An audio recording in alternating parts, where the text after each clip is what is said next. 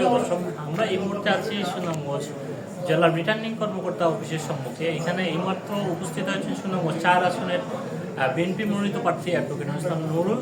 অল্প কিছুক্ষণের মধ্যেই জেলার রিটার্নিং কর্মকর্তা আছে, উনি ওনার মনোনয়নপত্র দাখিল করবেন এবং সেই দৃশ্যটি আমি আপনাদেরকে দেখানোর চেষ্টা করব।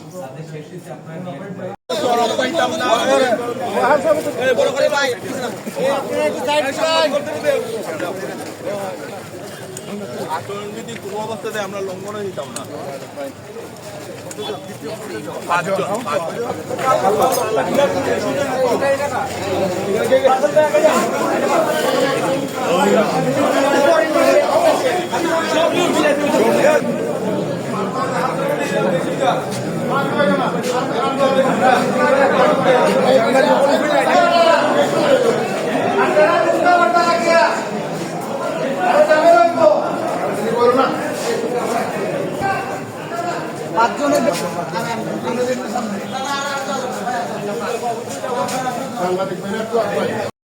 বাংলাদেশ জাতীয়তাবাদী দল বিএনপি মনোনীত সুনামগঞ্জ সদর এবং বিশ্বম্বরপুর সংসদীয় আসন 4 এর দলীয় প্রার্থীর পক্ষে আজকে আমরা মনোনয়ন জমা দিচ্ছি।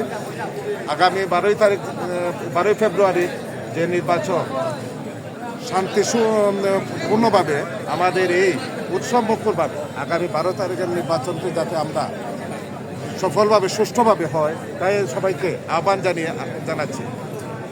আল্লাহ 5 জনের আমরা অংশগ্রহণ করতে পারতাম না, এই আইন মেনেই আমরা আজকে পেয়েছি এবং আল্লাহর মধ্যে আগামীতে তারের সুনামগঞ্জ সদর চাইরে না আমাদের সুনামগঞ্জ জেলা ইনশাল্লাহ 5টা আসেন তারের সুযোগ হবে।